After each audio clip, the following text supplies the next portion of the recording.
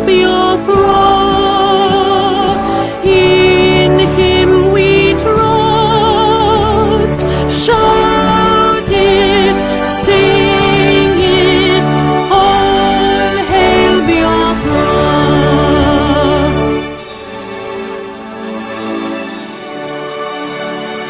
God bless Biafra.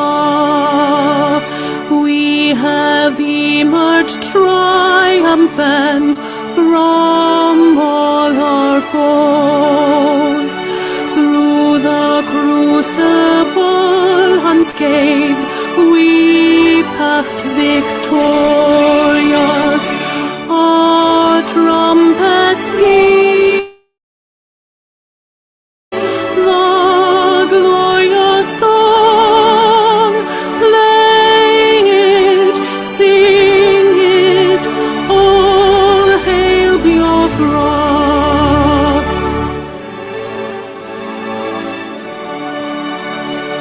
Oh, hail Biafra. We shall always remember all that perished in the struggle for our freedom. All hail our heroes. Our prayer shall be known both day and night. Say them always, all hail Biafra.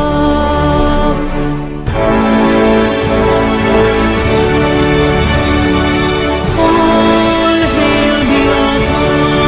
Now our star shines everywhere. We crave humility.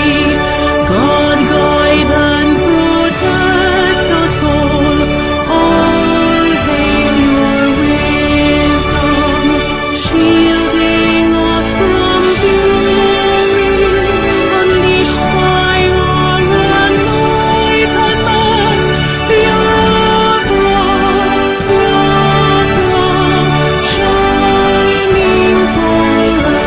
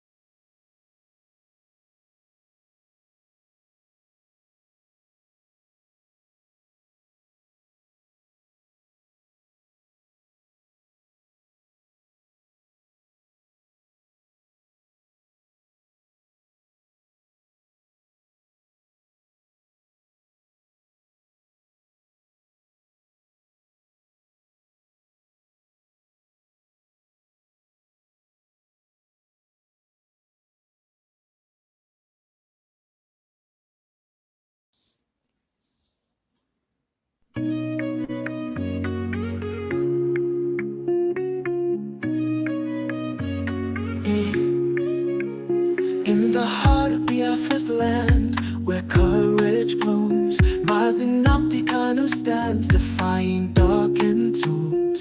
A beacon of hope, a voice unyielding. He fights for justice, freedom, heart's true healing. Mazi Kwensu, your spirit ablaze, guiding your people through the tumultuous mazes. From prison walls you sing defiance and truth, a symphony of liberation, unwavering in you. Freedom, freedom, let it echo across the hills, where rivers flow and dreams ascend, where hope fulfills. Biafra's anthem rises, carried by winds so strong, a melody of resilience, a battle cry, a lifelong song.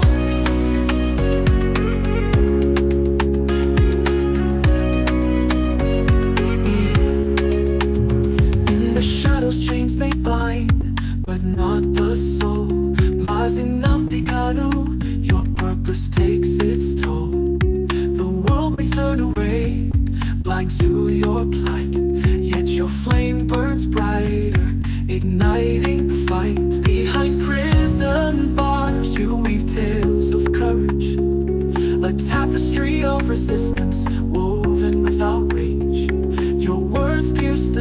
silence, like sunbeams through rain, calling for freedom's dawn, breaking every chain.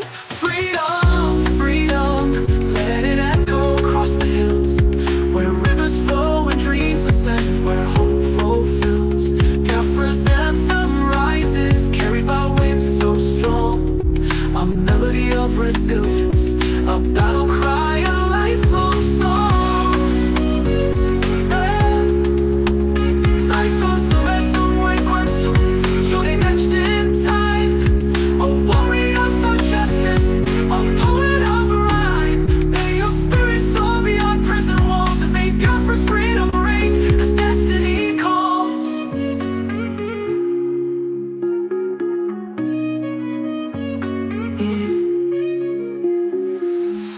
This song is a creative expression and tribute Mazi Nnamdi Kanu's situation is complex, and the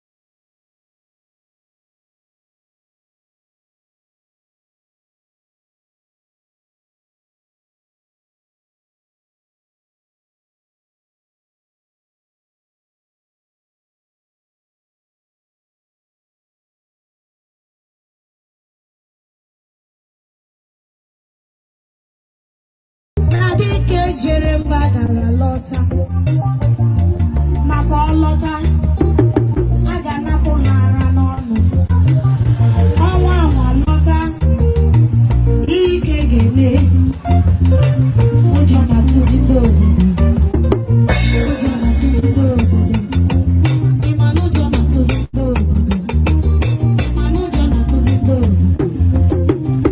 Obodo adịghị mma, ọ bụrụ ndị nze. Obodo adịghị mma, o nwere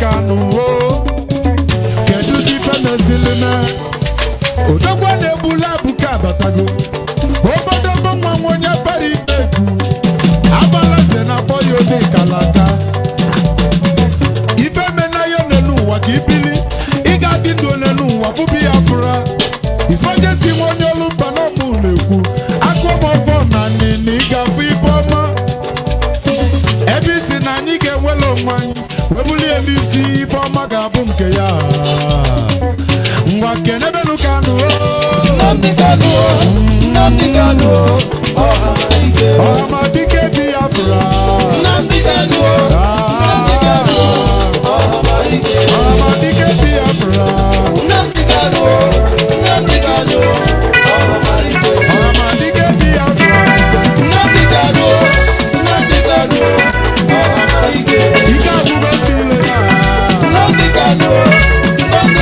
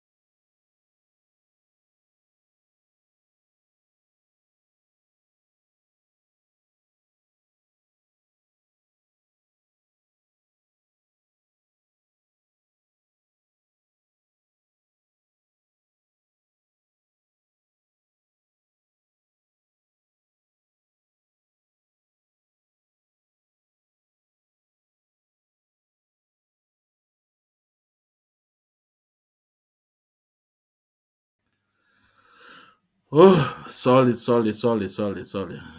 No, sorry. I muted myself because when I was playing the music, I muted. I'm sorry, Biafrans. I'm sorry, Biafrans. So I was saying, we are live at our various platform on Facebook, Mazi Ezumezu Nwekwensu. Also on Facebook, Ikechukwu Ezumezu. Also on Facebook, Ikechukwu Umadi Ezumezu. We are live there. Please, if you are listening to the sound of our voice, it's very important you share the program. We're also live on X Ando, Chukwudi Benjamin Ezumezu. Please endeavor to share the program. And we're also live too on YouTube, Ikechukwu Ezumezu. If you're not subscribed on our YouTube, Ikechukwu Ezumezu, please endeavor to do so. And send the link to your loved ones. Tell them that Mazi Ezumezu Nwekwensu no live. Nwoke otimbodo mgbo, nwoke onye eziokwu, ofu onye na-atụ unu abịago. Like I said before, I was saying, I am not a broadcaster. I am also not a good analyzer. But the fact is that whatever you hear on this little channel, whatever you hear on this space, when they take it to bank, we are not here to deceive our people, but we are here to pass the gospel to our people. We are here to pass the truth to our people. Ezoku Chineke. If you want to know anything about IPOB, you want to know about our struggle, these are the one of the channel you will visit. Go to Biafra Radio. Follow Mazi Kanu. Follow Prince Meme Kanu. Follow the White Council, Batsalo Ejimako. These are the channels that you will go. You will listen to the Ezoku Chineke. If there's a question you want to ask, inbox them. They will also reply you. Remember when we started, they said that Mazi Ezumezu in 1 week he will pack up. Today, most of them where are they today? Osisi kpọrọ nkụ echi na ọya ada nke dị ndụ edekọrọ na-apịa n'ala. Ọ bụrụ gịnị? A called Chukwu Okike abịa due to na eji eziokwu ebido. We say the way it is. Eziokwu Chineke. Now, what I will say again, please, it's very important you subscribe on our YouTube, Ikechukwu Ezumezu. Let's make it to 800 people. 800. Let's make it to 800. We can do it. So let's do it. It's very important. And Biafrans, this program was supposed to this program was supposed to be 2 days back, 2 days ago, but due to time, due to unforeseen circumstances.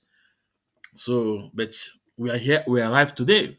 And as you all know, today there are a lot of joy, a lot of smile on Biafrans today. Seeing Onyendo Mazi Nnamdi Kanu in Supreme Court. And remember that all those people you saw, they are the workers of Supreme Court of Nigeria. They look at what they are saying. Onyendo. Let me play let me be the video. It's very important. Let's see if we can have the video. Because it's trending. The video is trending.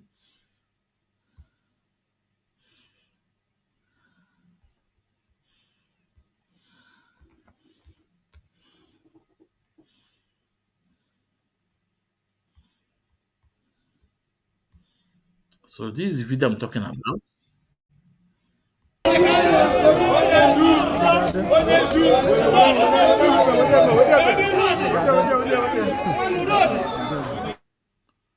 Yeah, before we continue, let's recognize those of our hard fans, hardcore. Mazi Godwin, you're welcome to the program, Maz. Yeah. It's not my connection. No, I just muted myself when I was playing the music. Thank you so much, Mazi Godwin. Yeah. So let's put it again. I want you guys to listen.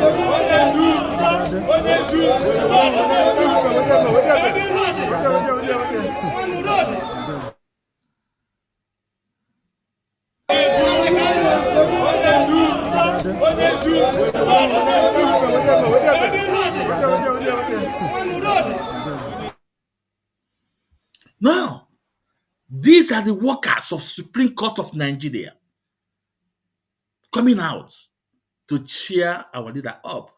These are the workers to tell you, Mazi Nnamdi mean well for everybody.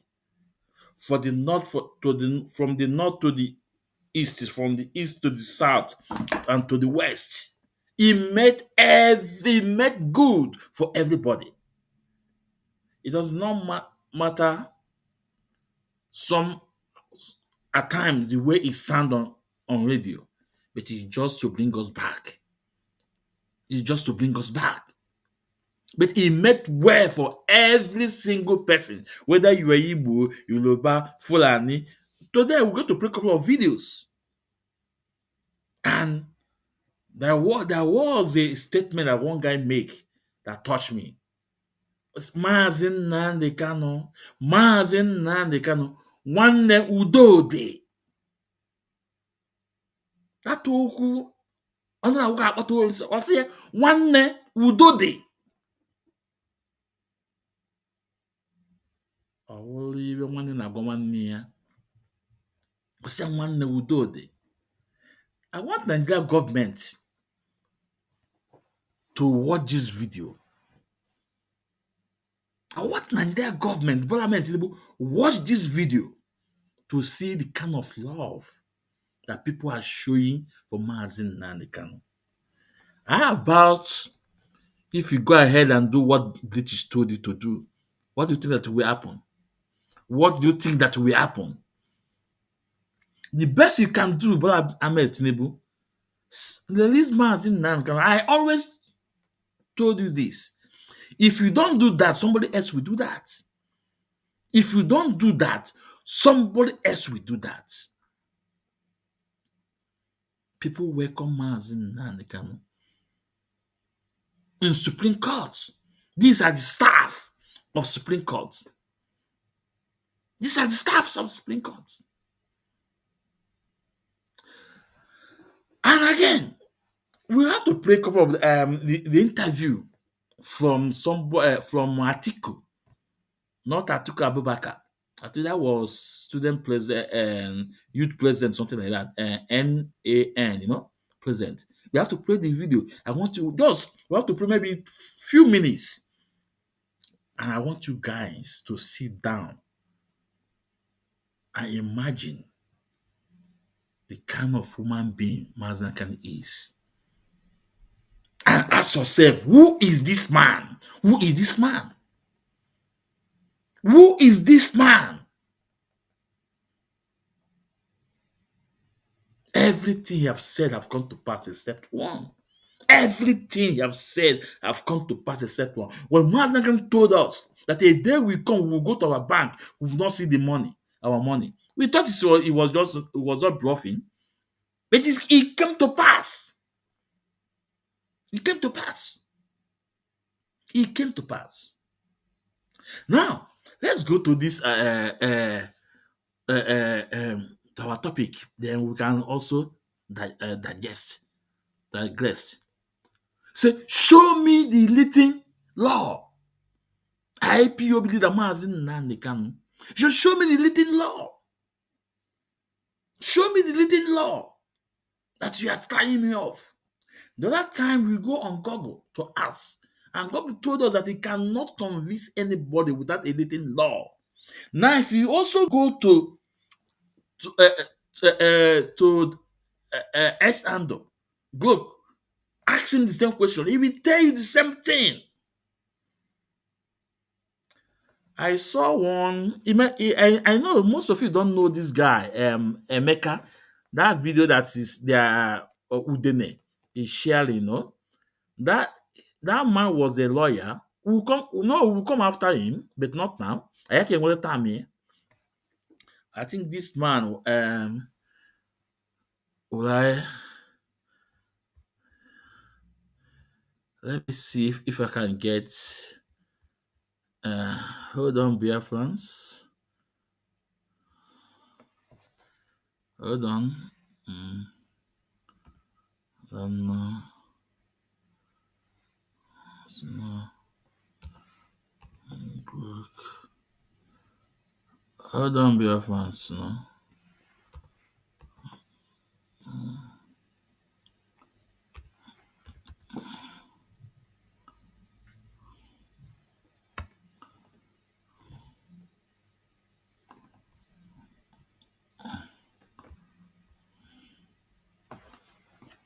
let me see. Hmm. I'm talking about this man.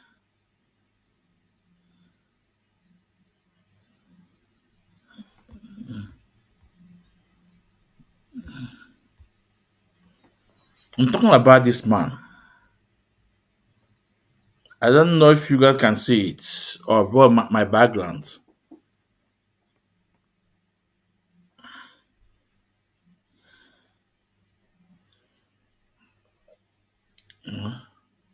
Okay. Um. Yeah. Let me stop here. Maybe. Maybe next week. His name is Emeka.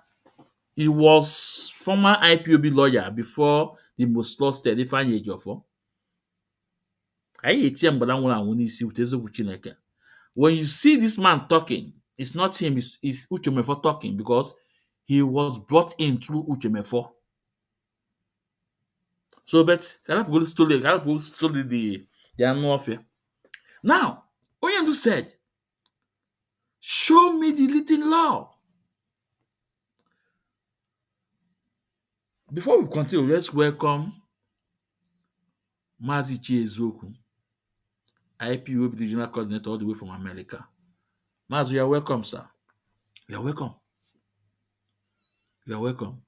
And I think the day I made the program, I will ask Mazi Chief will be available about this this nonsense man, this lawyer before the most trusted, Emeka something.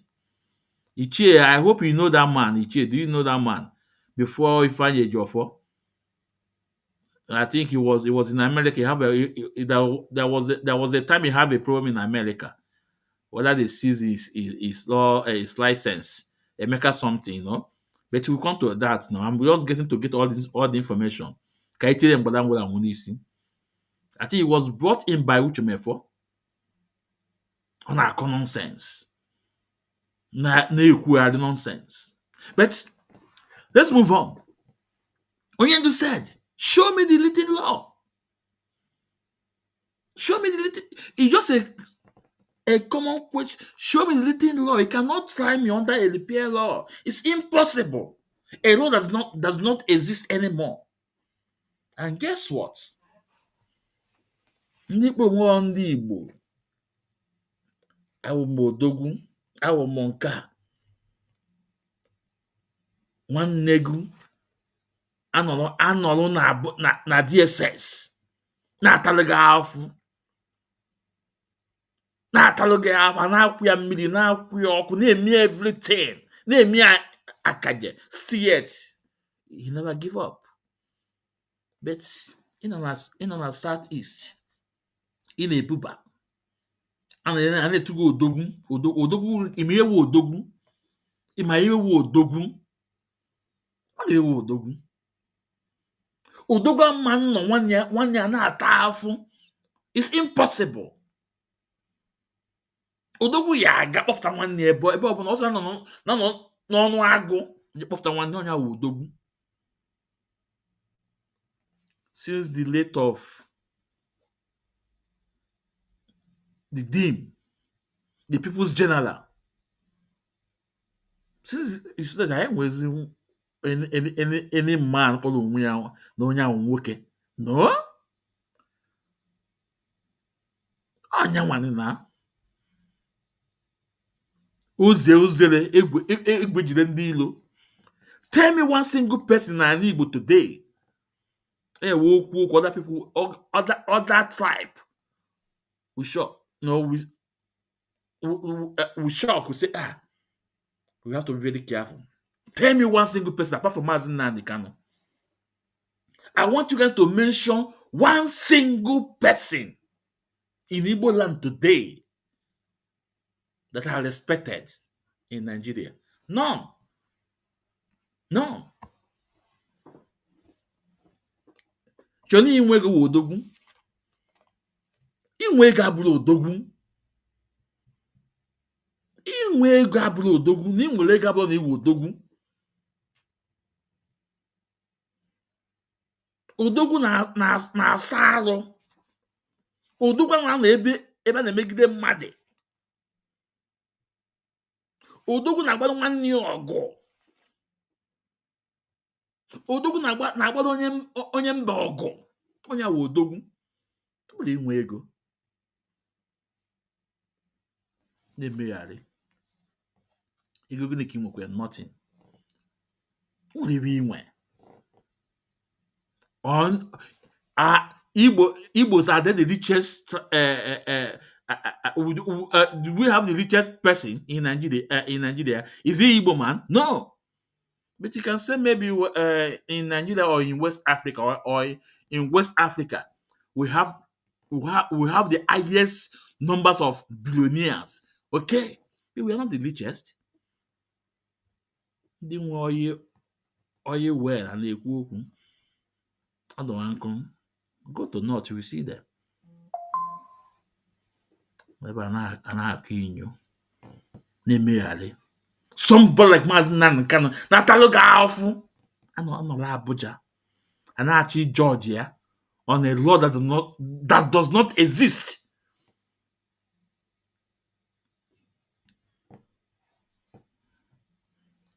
Ịpụta ikpuru okpulet tinye n'isi, were ugo abụghị ugo na-abọ tinye n'isi. Chineke ya akpụ unu niile ọkụ. Chineke ya akpụ unu niile ọkụ, from the governors to all those Igbo politicians that are not speaking. That ndị ya wee apụta n'ọfịa akụ okpu apụta n'irosi onye na-akụ. Chineke ya akpụ unu niile ọkụ. All those obi ofu Ọnịcha, Chineke ya akpọ ọkụ. Ọ bụla nwoke ka ị bụ.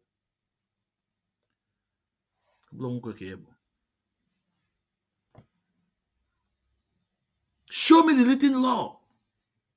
It's a simple question. He's asking. Your constitution you cannot obey. Your own constitution you cannot obey. The Supreme Court judgment you cannot obey. Then why are we in court? Why are we in court? And all the Southeast governors are not saying anything. They keep quiet. Guess what? You know why? Because they are the tools Britain are using.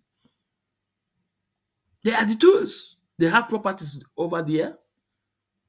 They gain a lot from all the oil companies. Most of them are agents of Europeans against their own people. Most of them are Western agents.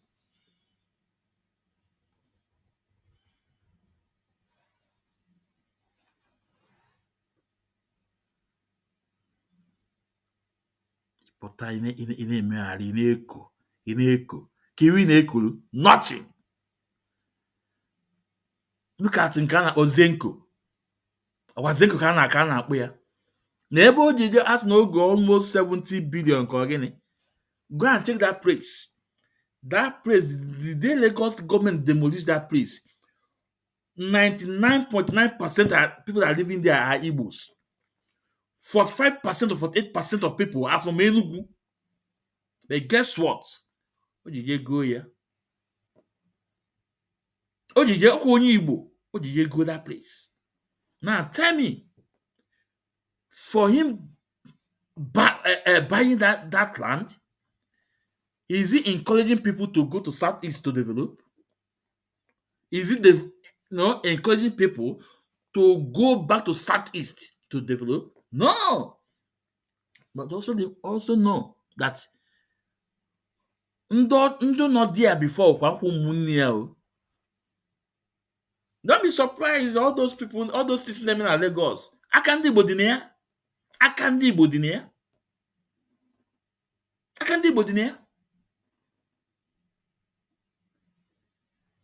But Chineke ya unu niile ọkụ n'ofu n'ofu. Chineke ya unu niile ọkụ. Chineke ya unu niile ọkụ.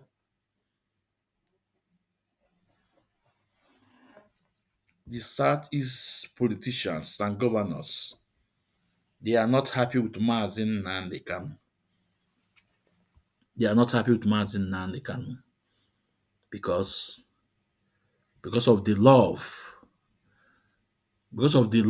people have for Mazi Nnamdi Kanu genuinely, because they felt that if Mazi Nnamdi Kanu come out, their own is gone.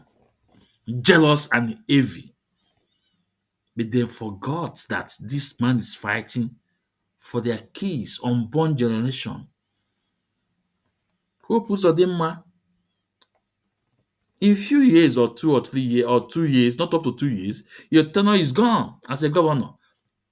But check all the people you buy just because you want to be a governor. Check all your brothers, all your sisters. See how you turn your state to a killing machine state, dying machine state. And they want to loop it on Mazi Nnamdi Kanu.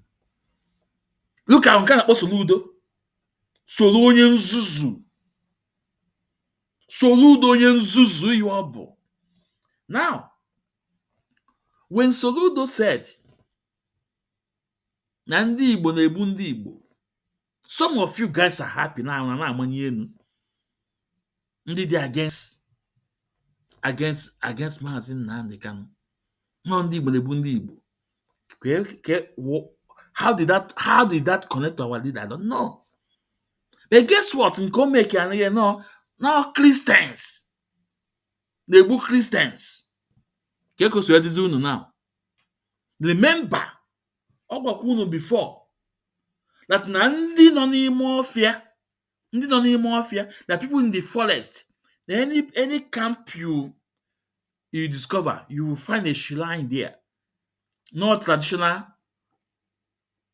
religions, people that are carrying these evil activities, this criminality. But today, he have changed his mouth and told you guys that no Christians that are eyeing Christians. Just because he want to be loyal to the North. And as soon as he say it, the Northerners, they acknowledge it. And they say, thank you, Solonyen Zuzu.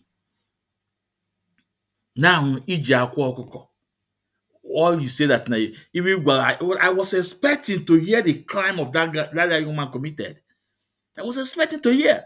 But what we hear from Soludo is that people that is influencing, you want to move my influence. But how about your son? How about your son Neko Apangwa baby? How about your son Neko Apangwa baby? I don't eme ndị Igbo influence with Apangwa baby on Neko. Okay, I want you guys to listen to it. Let's listen to what he said.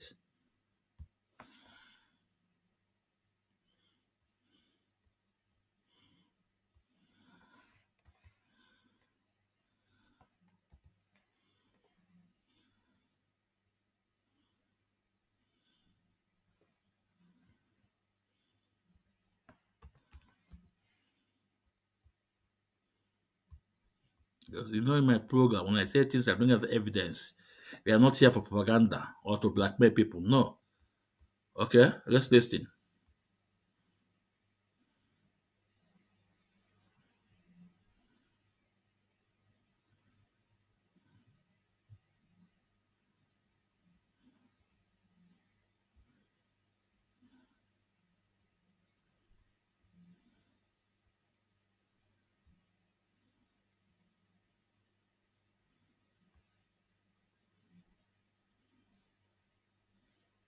Why is no audio?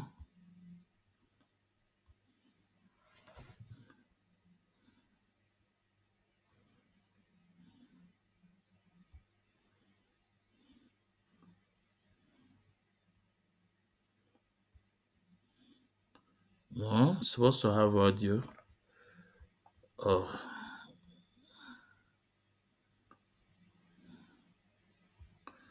Hold on, Biafrans. Let's see.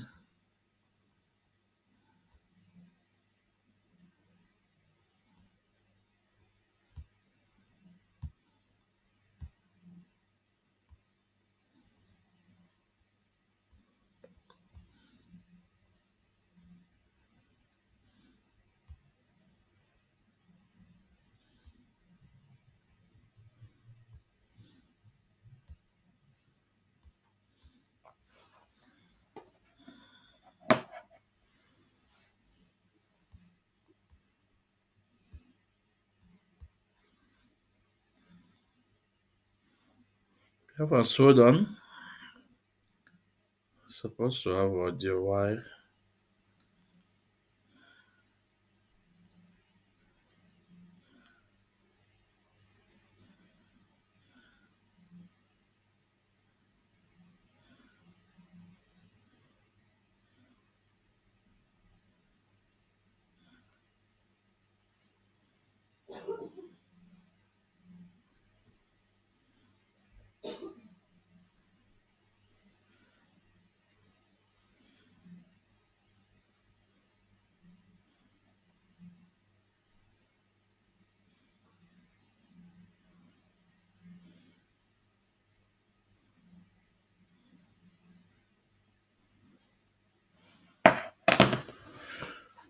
Hold on, Biafran. So let's play the audio. I don't know.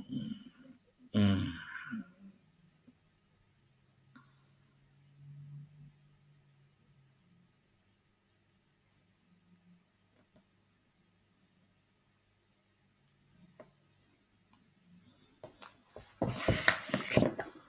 Why?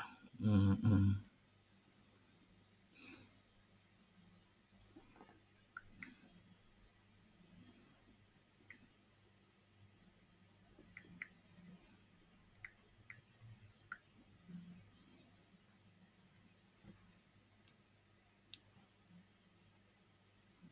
Oh.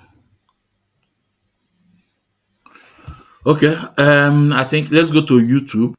Let's go to YouTube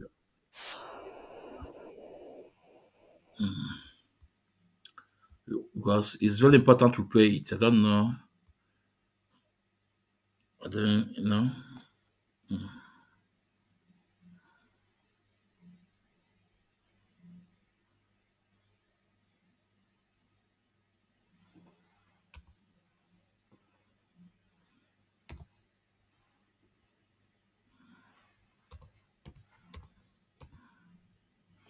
The reason why we must play it because in case of tomorrow, we are not here for propaganda. I need quick. I need the evidence.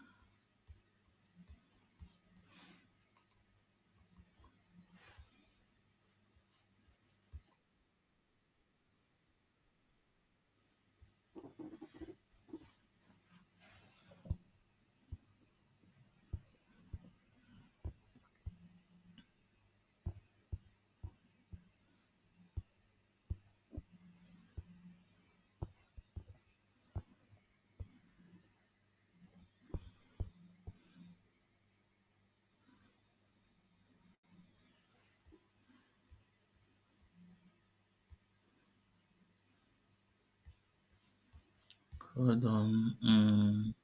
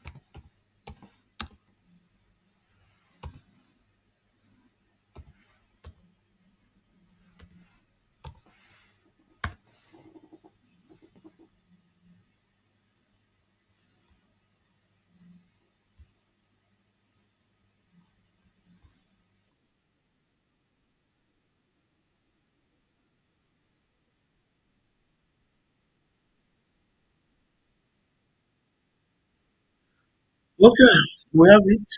So now,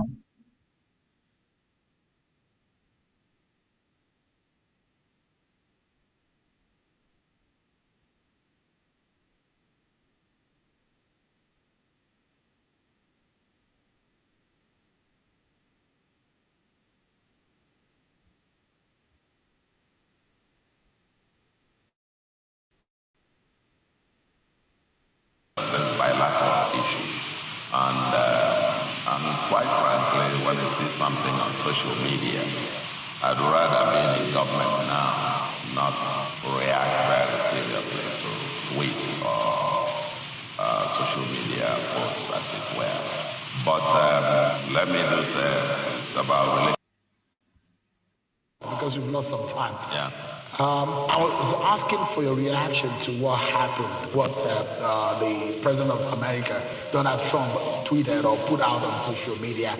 A lot of people thought that that was some heavy bilateral or some kind of comment on our governance and security situation in the country, politically speaking and diplomatically speaking. How do you think Nigeria should react to that? Well, as I was saying before, cut off, the first thing is that there's bilateral issue.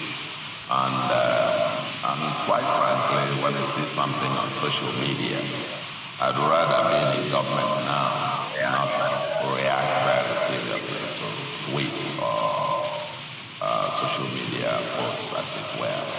But let me do say it's about relationship between Nigeria and America. And the relationship between both countries is governed by international law. And I'm not quite sure what would be the basis of American intervention and so on and so forth. As the policeman come and enforce what and so on. Yeah, certainly, if Nigeria requests, it will be a request for any assistance or military or whatever that if we deem it necessary, request for their technology, hardware, soft power to deal with anything, insurgents and banditry and so on and so forth. So be it. But it's within Nigeria's scope. I'm not quite sure anybody will. I mean, if you have policemen killing some blacks, I remember the massive Black Lives Matter protests in America and so on. And somebody would say, maybe Africa should go and invade America because the blacks are being killed in America. I'm not quite sure that that is the way that goes. I think there is cause for deeper conversation. It must end in conversation. There will air their bills, and I'm sure the federal government of Nigeria will be able to respond very robustly on behalf of Nigeria. Nigeria is such a big country as well. I'm pretty convinced that Nigeria is doing quite a whole lot to safeguard their lives and property. And like I said before, this conversation about banditry and killings and so on requires deeper national conversation and introspection. In this part of the world, Eastern Bloc, where 90-something% Christians, and the insurgents that were first here and around the southeast, it's Christians or Christians. It's the people in the where 90-something% Christians, and the insurgents that were first here and around the southeast, it's Christians or Christians. It's the people in the bushes and so on, killing, kidnapping others. They are called Christians, some bear the names Christian, Emmanuel, Peter, James, John, and so on and so on. So it's much wider than this categorization of, Christian, Muslim, but where 90-something% Christians, and the insurgents that were first here and around the southeast, it's Christians or Christians. It's the people in the bushes and so on, killing, kidnapping others. They are called Christians, some bear the names Christian, Emmanuel, Peter, James, John, and so on and so on. So it's much wider than this categorization of, Christian, Muslim. But me, I'm always an optimist. Nigeria, as I always say, as half glass full. Nigeria will overcome. And Now, now tell me, are you not ashamed of yourself that this man's an Igbo man? Are you not ashamed that this man was an Igbo man, a professor, a professor? They just asked him about the statement that Trump made about the genocide going on in the north. And he knew very well that genocide was going on in the north. But look at what he's saying. Then he been to southeast. That some of their names is John, James, Michael, Christian, buying Christian. But remember, it was this stupid man, Chineke Yakpoko, Solonzuzu, told you guys that the people in the forest, that anywhere you discover where they have a shrine. Anywhere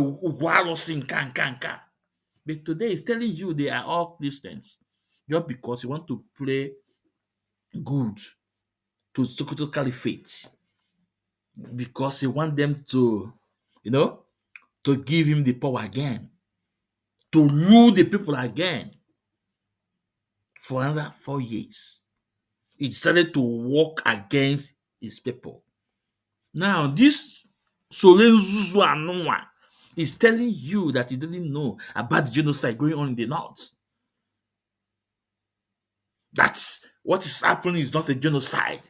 That Trump is lying. What people don't know is that go and look at that report. The report that US holds both to make this declaration. It's about 2016, 15, 17. And remember then, Onyedu will tell us, be on Twitter. Twitter. Then Uchomepo is there then. Twitter. And then can the punch on that Twitter block now? At some point, Twitter will block my account. I asked him to present my passport. Into a passport, my people here, and a bomb. Now today, Ubinigwe na-emere onwe ya afa soro nzuzu, a professor amali ife, a professor onye nzuzu na-achọ ịgwazi anyị that na there's nothing going on in the north, that what is going on in the north are blood genocide, that even in his own state, in the southeast, that Christians are buying Christians, that their name is James, John, Michael.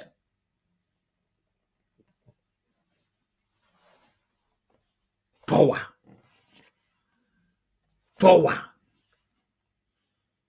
I must be honest to you guys, and let me be honest to you guys.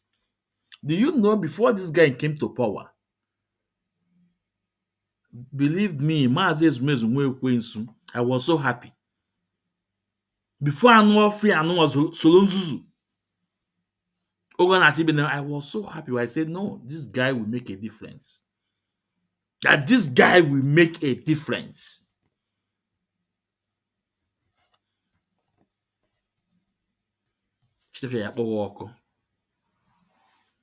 Now he's telling you that there's no genocide going on. Okay. Let's bring the last regime before Escobar, Tinubu. Let's bring the last day from La Mohammed. Let's hear what La Mohammed said.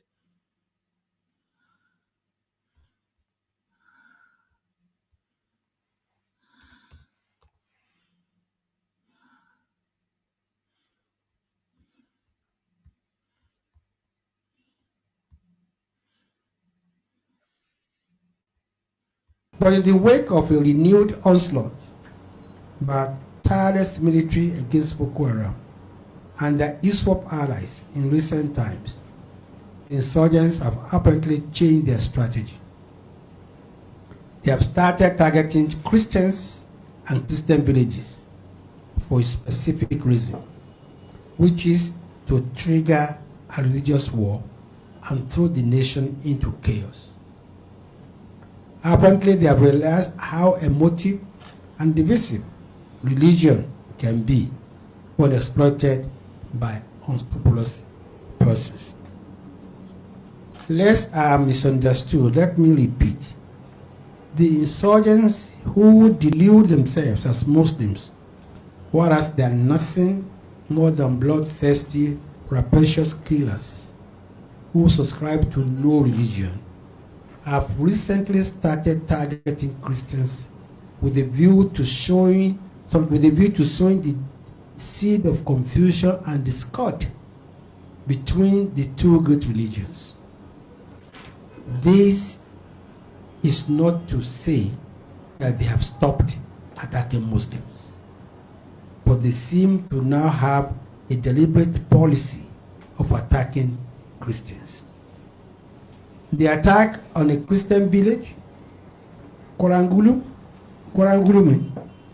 near Chibok, the killing of the chairman of the Christian Association of Nigeria, the late Lawan Andimi, in Michigan local government in Adamawa State, the killing of Roville Dacia Dalep, a student who was also a member of the Church of Christ in Nations, cousin, and the killing of 11 Christians on Christmas Eve fit into this new strategy.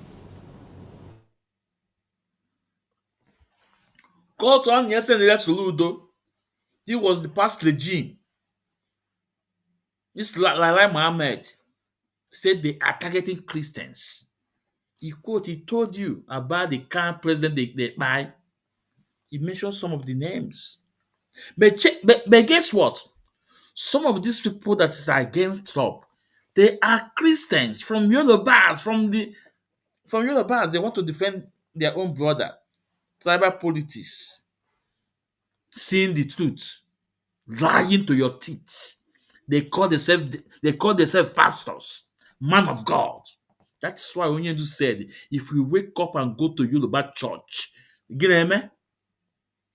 I want you guys to know that you will go to hellfire for those Christians. Me, I'm not a Christian anymore. After all, I have been Christian for 48 years.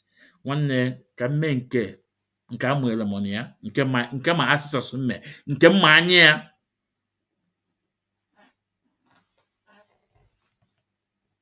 Go and check most of them that are attacking Trump. They are Christians, man of God, pastors, have one of the biggest auditorium in Nigeria.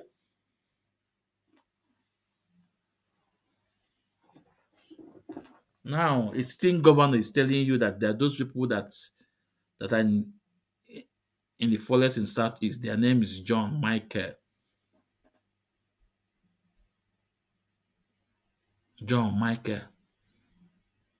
James.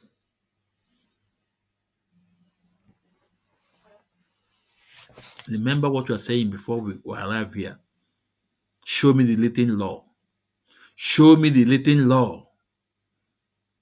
But I mean, Tinubu, set Mazi and can flee. Now, Biafrans, I want you guys to watch this video.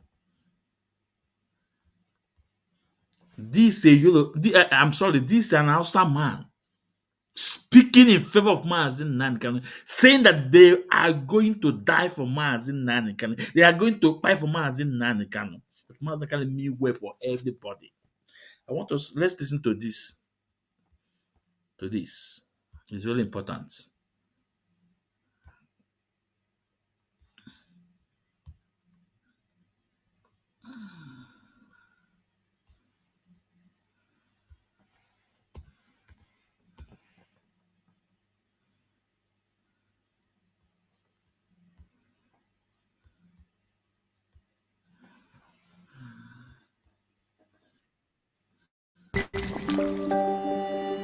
Supposing the case does not go the way of Nnamdi Kanu, are you foreseeing? You know, these are the videos that this is Eastern governors, when they come across, they will be so bittered. Listen, you guys cannot stop who is God, have not stopped. Mazi Nnamdi Kanu was born for this. Onye Mazi Nnamdi Kanu was born for this, to come to save his people. I want us to listen to this awesome man. What he said about our leader Mazi Nnamdi Kanu. It's very important. Probably tension in the southeast. Not just tension, there might not be election in the southeast, and by extension in Nigeria. So that's why Why do you think so? Because people will be disappointed, and when people are fed up, they no longer fear anything again. The worst will be death, and when people no longer fear death, they have reached a limit where they become dangerous human beings, and that is where this judiciary is pushing us to, and that's the reason why the Mr. President needs to halt this, so that we don't get to that level. Today we have in our midst Comrade Atiku Issa, who is the president of National Association of Nigerian Students. Comrade, good to see you. Thank you very much. It's a pleasure having you around. Thank you for having me. But again, Comrade, are you the president or factional president? Which one are you? Because some other person is also claiming to be now president. I think that has been laid to rest by the President and Commander-in-Chief, President Bola Ahmed Tinubu, and also the Honorable Minister of Education, Dr. Tunji Alausa. A letter was written to me and I was addressed as the non-president. I can show you. This is the letter. I was addressed as non-president by the Honorable Minister of Education, Dr. Tunji Alausa, and I was invited on the instruction, on the directive of President Tinubu, through the Chief of Staff, Bajabi Amila. The President and Commander-in-Chief asked me as the National President of NANS to meet with the Honorable Minister of Education. So that has been laid to rest. I don't want us to go back to what happened, and the person that is claiming, he can continue to claim. But who is in control of the entire Nigerian students? I am the one who is in control.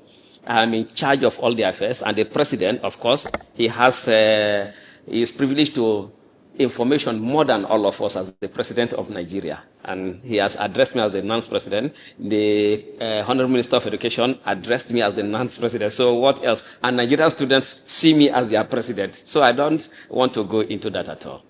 All right. In the course of all this struggle, you ended up in detention. What was the experience like? And would you also like to go back to that kind of environment again?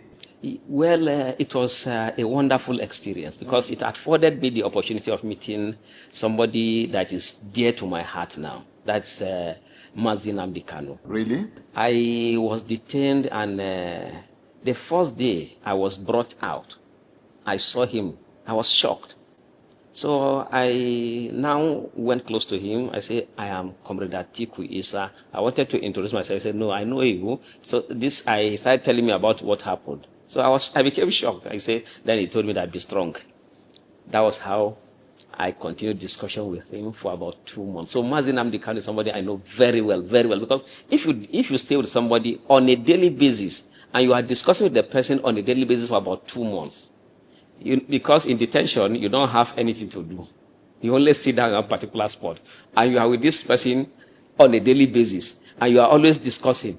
So you should know the kind of person that he is. And let me tell you that people don't know that it was prior to my meeting with Mazi Nnamdi Kanu, I had thought that he was a wicked man who want to divide the country, because I am a patriotic Nigerian, and I don't want anything that will bring confusion in this country.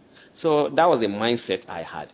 But after meeting him, in the detention, I realized that the Fulanis, the Hausas, the Kanuris there are all loyal to him.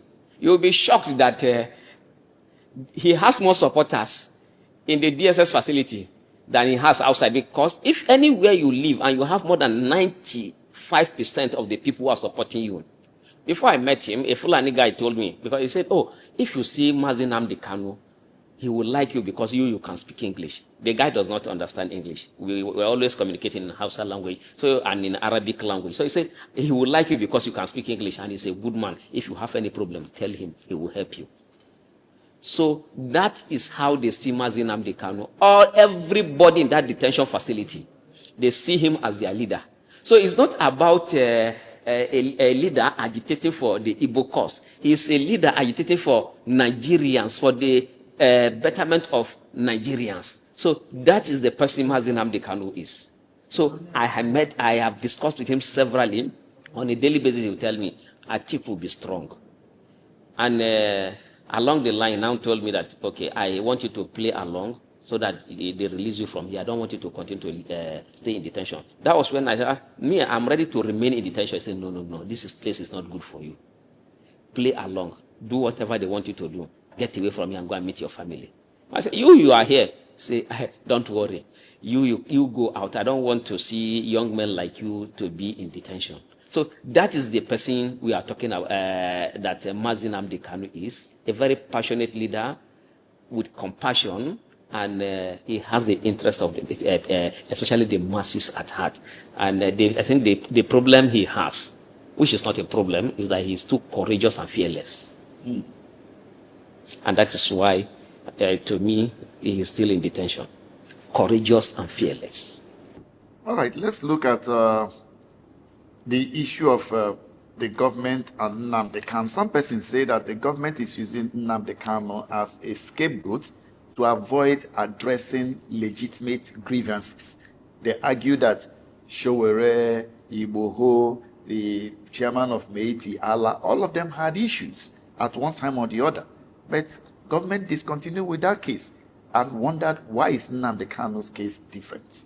Yes, I agree with those who say that. And but I also want to say that this did not start with the administration of President Tinubu. He was arrested during the last administration, and because they don't want to address the real issues. This thing is very simple. Why? What do you think are the real issues? The real issues are the insecurity, marginalization, and inequality in the country. These are basically the real issues. Address these issues. On this, because I believe that President Tinubu is a listening president. Yes, and just like I said about Mazi Nnamdi Kanu being fearless and courageous, which has put him in detention, one of the things that, though is not something that should be seen as a weakness, which the President Tinubu has, is that he's too loyal to his friends. And he always stands by his friends. So he will not want to do anything that will embarrass his predecessor. So for that reason, he's taking his time. But on this, I really want to appeal to the President and Commander-in-Chief that if the likes of Igboho, their cases will be discontinued. The chairman of Mieti Allah, their cases, Mieti Allah was arrested and detained in the same facility where Mazi Nnamdi Kanu was detained. I was there, so I know all of these things. For security reasons, I want to mention the places. I know they are very, if you close my eyes, I can take you to the detention facility where Mazi Nnamdi Kanu is currently, and where Mieti Allah chairman was before he was released. Don't forget, he was arrested. His boys were alleged to have stabbed a general. You see, his boys were alleged to have killed soldiers. I know all lives are equal, but the life of a military man should be seen as being special because they protect the lives of the of others. If any group that will attack military men, those groups should be seen as being extremely violent, and they should be condemned in totality.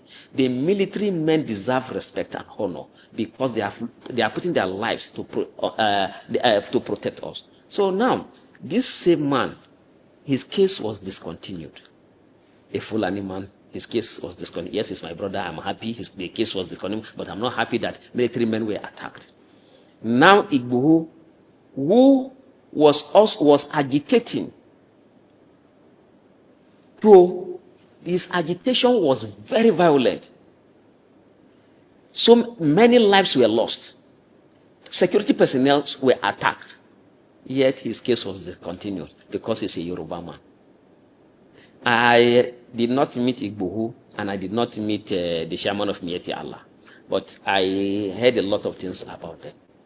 But in the case of Mazi Nnamdi Kanu, all the things, he has been in detention. If the last one and the one that he's still in detention started in 2021, for all of these years, if they have anything against him, why have they not brought it out? There's nothing against him, unlike these two people that their cases were discontinued. The president and commander-in-chief has the power by the Constitution of the Federal Republic of Nigeria.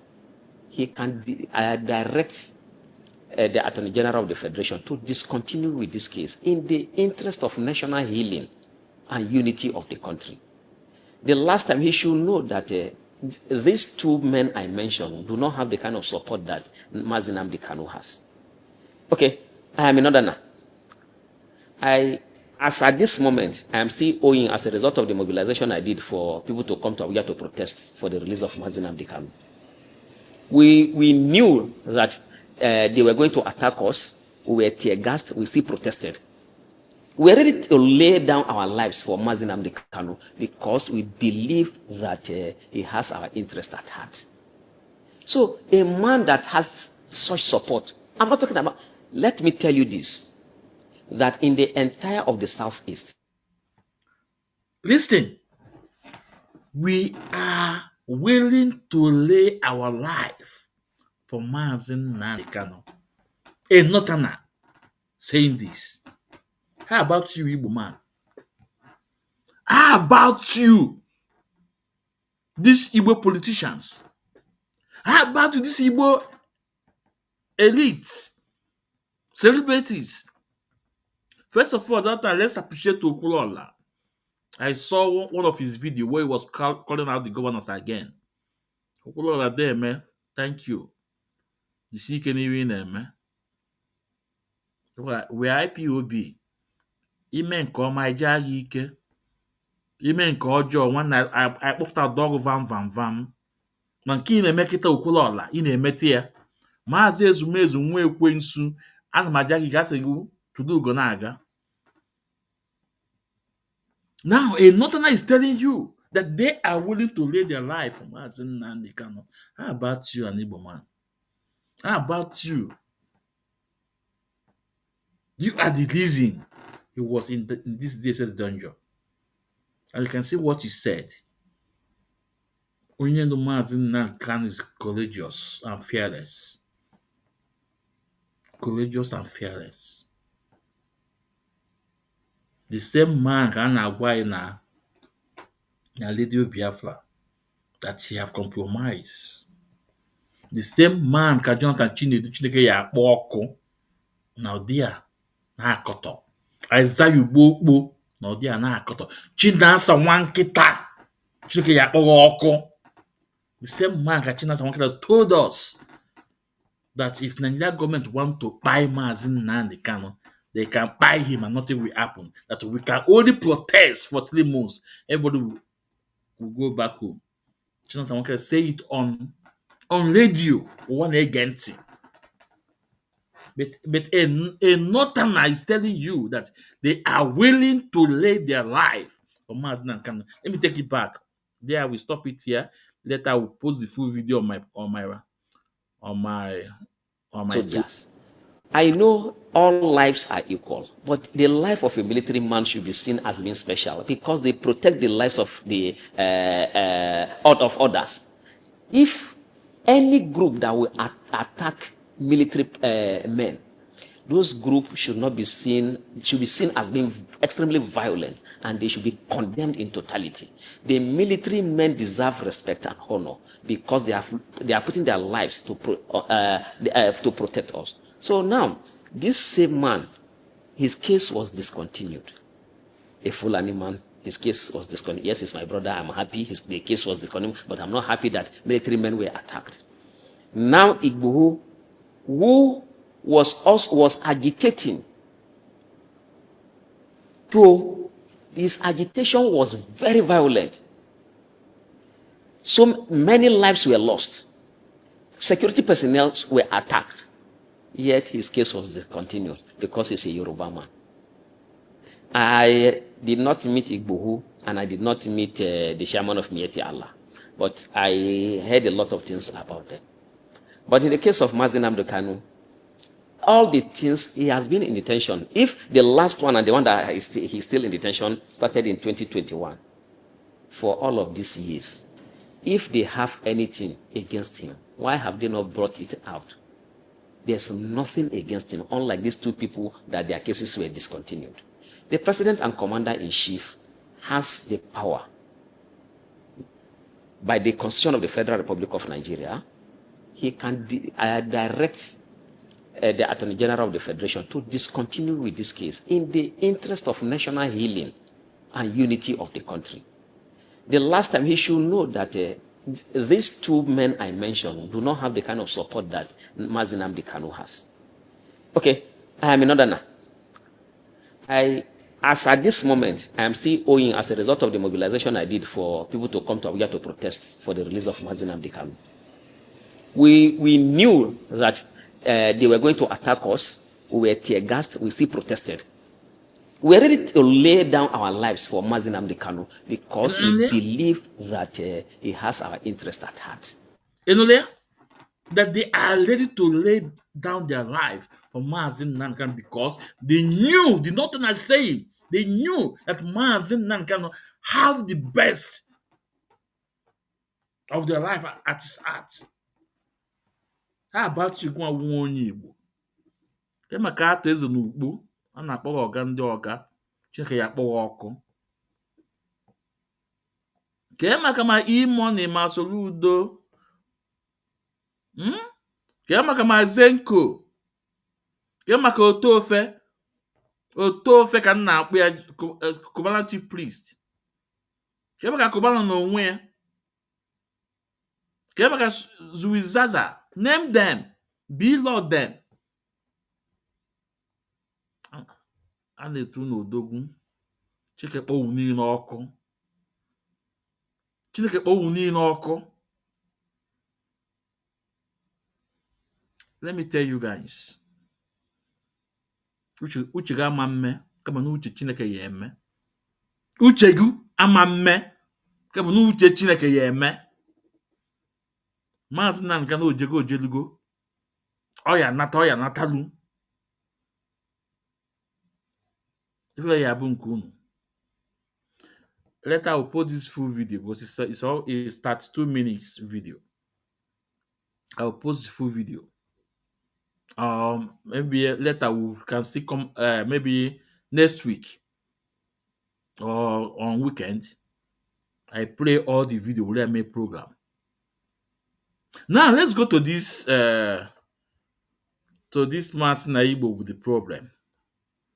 Fake prophet in the Yoruba. Private can not where. Emegro me a program before. Now he come back again.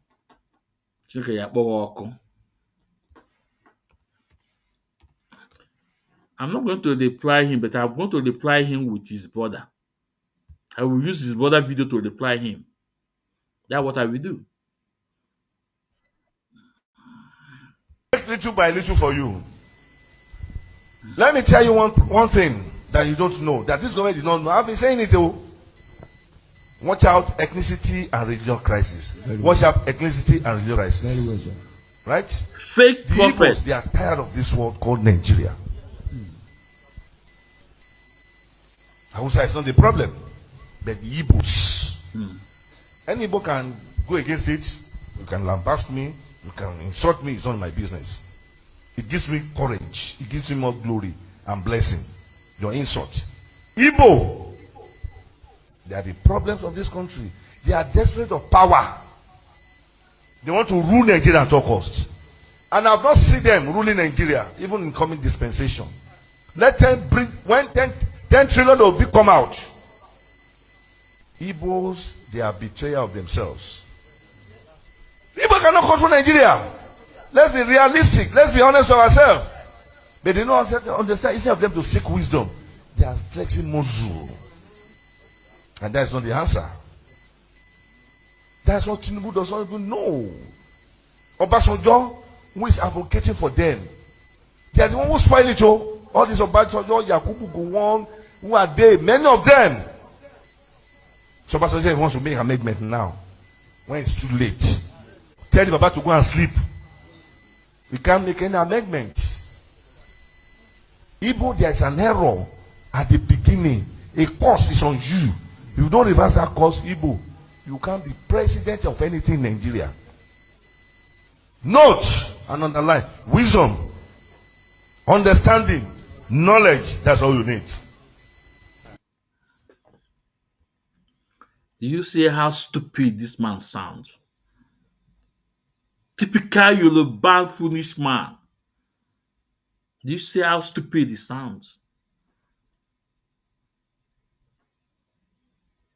Now, like I said before, I want to reply him with his brother video. His brother video. I want to reply him with his brother video. I don't want to talk much on, Let me reply him with his brother video.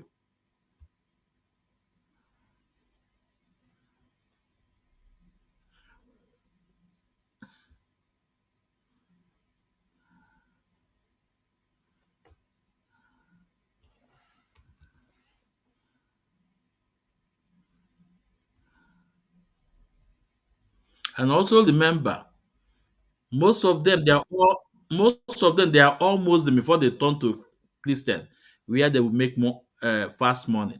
They are all Muslim. Now let's listen to A Muslim, his why does brother. Ilori have emir?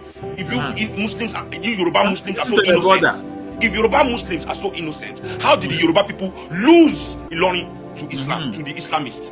Why is there an emir? Okay, it is long ago. Oh yeah, give us Ilori back. If it is long ago, remove your emir from Ilori. Why is the emir still in Ilori? Don't you know that Ilori is Yoruba land? Why is your emir still there? Can you remove your emir from Ilori, please? After you Southwest 2 times, you try to exterminate us. We defeated you in battle. You are not using our victory against you that subdued you. You Yoruba traitors that went with Afonja and the Muslims. Do you want me to tell you your stories, Yoruba Muslims? Do you want to know your story? Tell them That you are the ones that went with fought behind Afonja with the Muslims to try and destroy Yoruba land on behalf of Islam and Northerners that you all gather here today. Or Muslims who gather around and be saying we want to remove ourselves from Northern, and when you are the people that brought Islam into our lives, try to steal everything we have for the Northerners, you Yoruba Muslims. Why are Yoruba Muslims not like the Northern Muslims? Because we kicked your ass. We beat the living daylight out of you. We beat you very well. Yeah, till today. Yeah, tell them. People like Pilate, they misbehave. fake prophets. Talking about We evil. beat you very well. That's why Yoruba Muslims cannot misbehave. They understand what it means to try and fear.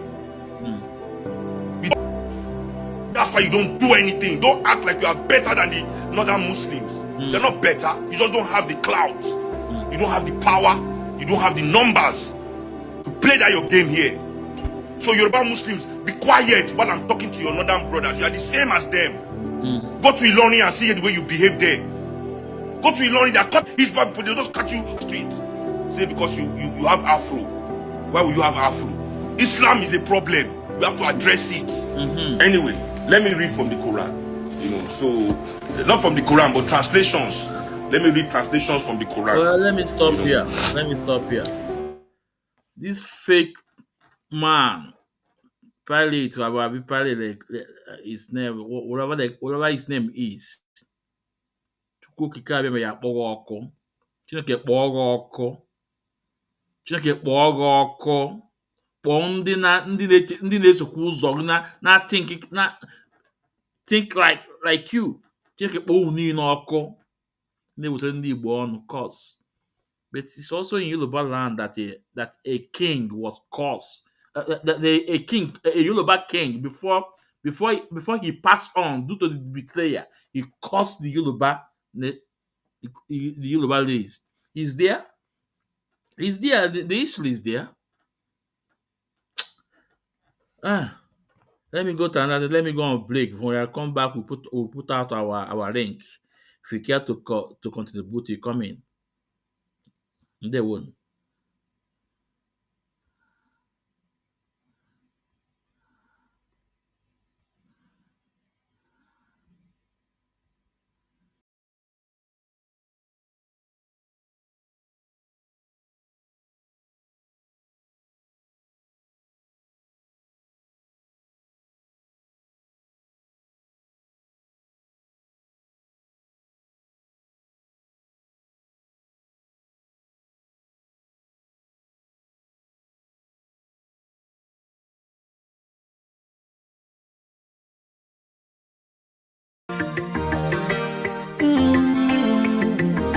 Oh nana, Mr. Bobsy, I won't speak my mind. Gucci Beats.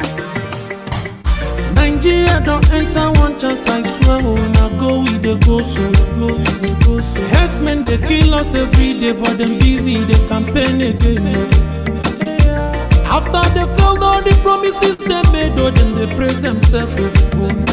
Why the masses were supposed to give them the praises? We they here they run to. Move it up. I blame it on the religious leaders. I blame it on the traditional rulers. People were supposed to fight for the people, they don't compromise. Shame on the rebellious brothers. People will cry with us during answers. Today them don't join those oppressors, they eat your love. Something on the smell of. Very soon now we go perceive them. We have up where this government they cause na time bomb. It go soon explode. Revolution they come oh. It is very close and they feel more. When the power of the people we triumph, the power of the people in power. They no even care, they no even send. Say the people they die of hunger. Hungry dog is an angry dog. One day you go bite the owner. Idle man is the devil workshop. Many youths for Nigeria no good job. And the country the youths got no future. The country is gone, that's on period. Move it up. I blame it on the judiciary leaders. I blame it on the electoral officials. People were supposed to save the nation, but they collect the bribe. Shame on the armed forces. People were supposed to protect the masses. But now them they shoot us anytime they hear our voice. Something on the smell of. Very soon now we go perceive them. We have up where this government they cause na time bomb. It go soon explode. Revolution they come oh. It is very close and they feel more.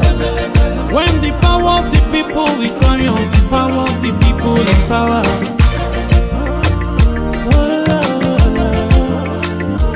Oh nana, Mr. Bobsy, I don't speak my mind. Lord, come save my people.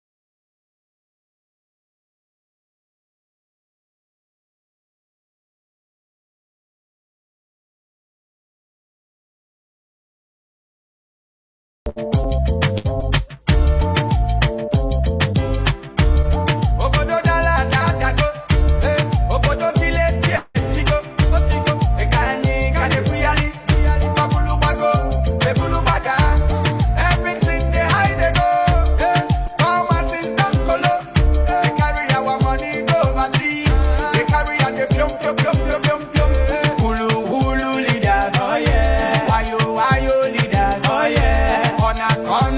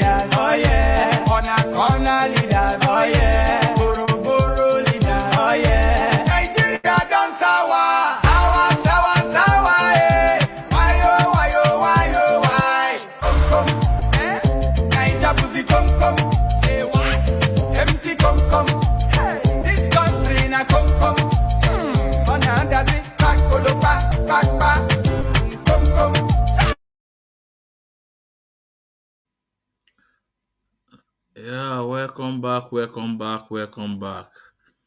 This is Mazi Zumezumwe. As I welcome you, please endeavor to welcome others. We are live at our various platforms on Facebook, also on X handle, also on YouTube. If you are not subscribed on my YouTube, Ikechukwu Ezumezu, please subscribe on our YouTube, Ikechukwu Ezumezu. It's really important, and follow us on X handle, also on Facebook. Now let's talk about a bit about Christian genocide. Like I said before, all those rich pastors, a lot of them are not talking about it, but it's just a man from the north. I think Ezekiel, no, I think Pastor Ezekiel, something like that. Risk his life. And guess what? Today, Nigeria government have sent soldiers to protect the man. They know if anything happened to that man, their own is finished. And remember what the man said, that any time that he been kidnapped, no ransom should be paid. That his blood will speak. Now let's play some old video. What happened in Satan Kaduna? Let's play, for those people like Suludo.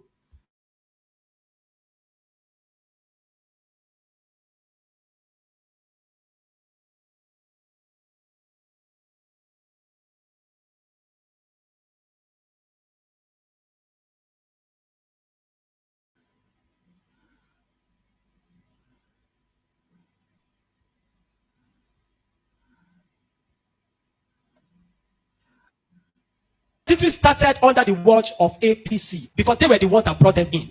It was 1992-93 in Kaduna. A riot broke out which they call the Zango Kataf riot. I was a young boy, very, very young then.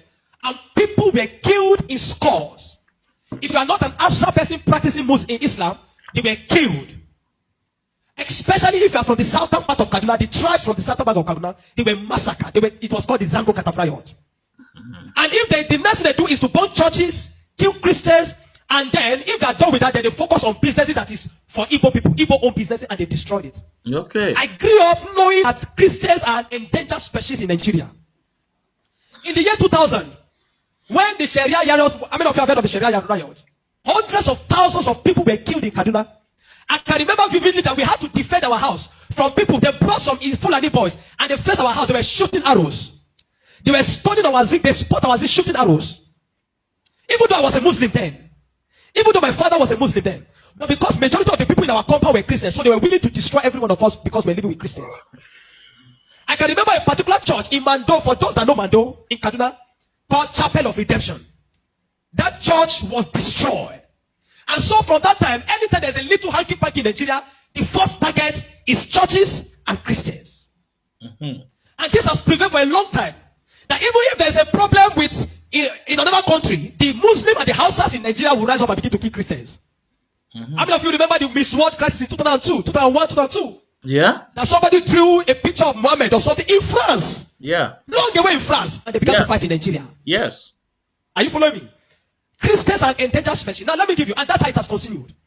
Scores have been killed, and they focus on regions where there is a mixture of both Christianity and Islam. If you look at states like Kaduna, states like Plateau State, states like Nasarawa, states like Taraba, states like Benue, states like Bauchi, states like Gombe, states like Borno.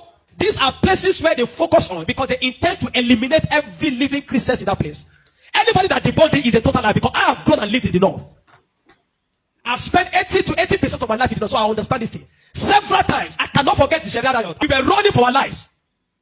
Even though we were Muslims, we were still running because as far as you are not of that ethnic group, practicing what they practice, you are a victim. You can be burnt alive. Many of us saw human beings that were burnt alive, like roasted like yam. And it has been going on for a long time. The genocide against the Christian faith. Are you with me? Many years ago, in Kanu State, a man was beheaded. And anything they talk about, he said blasphemy. And guess who was the person that led it? The man called Sanusi, Lamido Sanusi, was the one that led him on. And they beheaded him, they killed the Igbo man. They killed him and they put his hand on the stake and they were using it to parade the city. You will understand of a woman also that is an evangelist. Evangelist Eunice that was preaching about 2016 or 18 in Abuja, and they killed her. We cannot talk about a young girl called Deborah Samuel that was killed. I schooled in Jos, and for years, the people. Soludo, are you listening? Soludo, are you listening? And those Yoruba pastors that are defending Nigeria government just because of their brother is the president. Are you guys listening? You know, I told you guys that Mazi Ezumezu. I'm not a good analyzer, but I will bring out the facts. This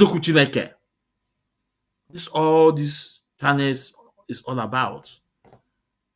Let's continue listening. People of Plateau have been massacred. Riot breaking out every single time. The word that the moment anything happens, the next people that are victims are Christians. And it is unfortunate that all these years the government have not been able to do anything about it. But the agenda is deep. Are you with me this morning? Why am I saying? Because I don't want us to be an ignorant people. If we are ignorant people, they will control the narrative. And this days, let me tell you this truth. God will not come and fight for you. Remove that thing from your mind. If Christians don't rise up, pray from now till tomorrow. God is not coming to fight for you. Are you with me? Now, in the year 2009, Boko Haram started. Boko Haram started because of a section. It was a political movement. They created Boko Haram as a political talks to bring confusion into the government of Goodluck Jonathan, and to be able to destroy any opposition, starting from Borno State, under the watch of a man called Kashim Shettima, which is now the vice president of Nigeria. Kashim Shettima and the other man, Ali Mohammed Sharif. These were the people that started the business of Boko Haram as a political talks to be able to oppose their opponents. But after a time, the ideology grew and they began to destroy. Now, it became a problem and they began to use it to destroy, bombing here and there. In 2009, 2010. As of 2010, a man led a meeting in Jos. Are you with me? He led a meeting that they were going to annihilate Christians within the locality of Plateau, Borno, Plateau, Bauchi, Kaduna, and Nasarawa. And he said they are going to perform jihad. They will bring jihad and they will go to kill them. If the Islamic leaders are not willing to lead them, he is ready to lead the movement. I have the minute of that meeting in my phone presently. Guess who is that person? It's a Pantami, that was the former minister of communication under Buhari's regime. And several times, these are people that are terrorist sympathizers. And that is why the Nigerian army have not been able to win the war against the terrorism. Because people have, the terrorists have infiltrated the Nigerian ranks, the army ranks, so they cannot win the war. That said, Osama bin Laden was a better Muslim than he is. He was sad when Osama bin Laden was killed. And he has said it several times that Boko Haram should not be killed. He said they are their Muslim brothers. How do you win a war against terrorism? When there are people high in government that are sympathizers to terrorism, how do you win that war?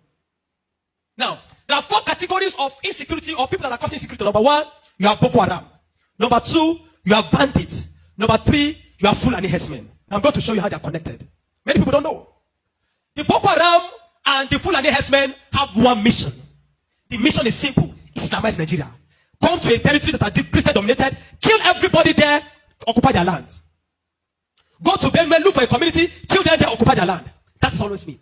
Boko Haram and the Fulani herdsmen. Have you noticed that Fulani herdsmen they don't kidnap, they kill? There's hardly a place you hear that Fulani herdsmen capture that they say these are Fulani herdsmen. No, when they go, they kill.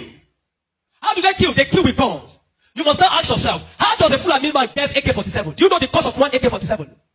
One AK-47 is over $1,000 something. Where will a Fulani man be able to obtain to be able to get one AK-47?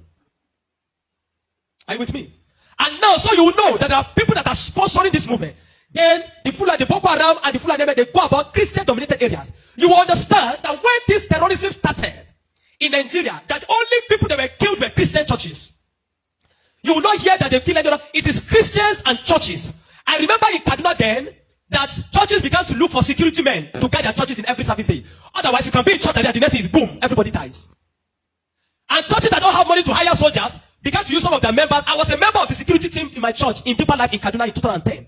Because we don't stay in the church. Once I come to the church in the morning, we stay outside, moving around patrolling, because anybody can come and drop anything. So when Boko Haram started, the majority of Muslims, the Hausa, Northern Muslims, they were happy I know of people that were celebrating it. If you see them crying today, I'll tell you why. At the initial bit of this thing, they were happy celebrating the killings of Christians. They said they are purging Nigeria of RNA. It was majorly on Christians and Christian-dominated areas. But when it comes to 2014, the man Buhari and APC that wanted to overthrow the government of Jonathan, by all means, decided to employ mercenaries from Niger, from Chad, from all those Fulani, from other African nations where they are Fulani, and they brought them into Nigeria. What was the goal? The goal was that if Jonathan does not concede defeat in the election, they were going to rain hell on Nigeria. So they brought in these mercenaries and they equipped them with rifles, the Aerofiles, the Buharis. Are you with me? The Aerofiles, the Buharis. Every one of these people called APC, they brought in mercenaries and armed them in the bushes and told them to wait. The moment Jonathan did not concede defeat in the election, they were going to start. But unfortunately for them, Goodluck knew of the assignment. He got intel about it because the man said his ambition does not worth the blood of millions. So the man considered defeat and left. And so they declared APC winner. Now, you have already brought people from different parts to come and fight. But what they wanted to come and fight for did not achieve anymore. So now they left those people in the bush. They left them with guns and ammunition in the bush. And when Buhari became the president, he abandoned them. Instead of them to settle them and let them go back, they abandoned them. And the people saw Nigeria as a place that is good. And the people decided to remain in Nigeria. Those are the people that started bandits. Before, we don't have anything like bandits. Banditry started under the watch of APC, under Buhari, because they were the ones that brought them in. Kidnapping, because they needed to survive. So they started by kidnapping. And they started by kidnapping. And they started by kidnapping. And they started by kidnapping. Over time, now, you understand that there are certain parts of this nation where there are mineral resources. Don't be an ignorant Christian. Follow me. Don't be an ignorant Christian. Don't be in a nation where you don't have understanding of what is happening. Now, there are some parts of Nigeria where there are good resources. And so, and this is have been illegally mined by elites, the military generals, the oligarchs, the people that are the leadership of the North. They were mining these resources, and the money does not go into the federal government account. So what they do is that they employ the services of this banditry to create two things. Number one, to create diversion. So when you go to Zamfara, that's why you hear that they say there is killing in Zamfara now. It's because of the Ilema gold mine. There is gold in Zamfara that they are mining. And so these bandits that are already in the bush, some people collaborate with them, partnered with them, and told them to see, keep creating confusion, create chaos. When you keep creating chaos, the Nigerian state and the people of Nigeria will not be able to focus on the illegal mining. They'll be concerned about the insecurity. So the insecurity is created as a means of diversion in the north. Are you following me? It is created as a means of diverting the attention of the military and the Nigerian populace from being able to focus on the illegal mining of resources. And any insecurity there. Recently, it has started in Kwara because there's a great amount of lithium in Kwara too that they have discovered and they're mining. So they partner with the Chinese because the people that does this illegal mining are the Chinese. They partner with the Chinese to be able to. So the bandits became the security men of Chinese and other people to protect them. So that while they are mining, they can begin to cause chaos. Because while the people are mining and they are causing chaos here, kidnapping here, nobody will be able to focus on what the Chinese are doing and those people illegal mining. Every single day, to this moment I'm telling you, they are mining in those places. And they will take it to an airfield in the bush and fly it out of Nigeria. They are making billions of dollars from it every day while people are being killed. That is why you now hear the Muslims are saying that they are killing Muslims too. What you have, it is what Buhari created. The APC-led administration created, the banditry they created, is what is affecting the North now. Because the people they brought to come and kill Nigeria in 2015 did not succeed because Goodluck relinquished power to them. And now the people have become thugs. They have become tools to be used in the hand of men that are using them to secure their illegal gold mines. And that's why you kill them. That's why you hear that they say they are killing Muslims. Now, the Christian persecution and genocide has been there. So you find that at the other part, the Muslim and the Fulani men keep going around killing in all those parts. And the Christians and the churches have been silent for too long. This evil has prevailed in Nigeria because the righteous men have been too quiet. If we're ever going to win against insecurity in Nigeria, Nigeria must put two things Nigeria must do. Number one, Sharia law must be completely abolished in Nigeria. Because Nigeria is not an Islamic state. Why will Nigeria, some part of Nigeria, be practicing Sharia? The law guiding them in constitutional law that believe that if somebody deserves to die because he speaks against his God. Can a house man insult Jesus and I kill him for insulting Jesus? But somebody believes when you speak against Muhammad, you deserve to die. How do you live in a country with somebody that have that kind of mentality? The military have become complicit. They are compromised.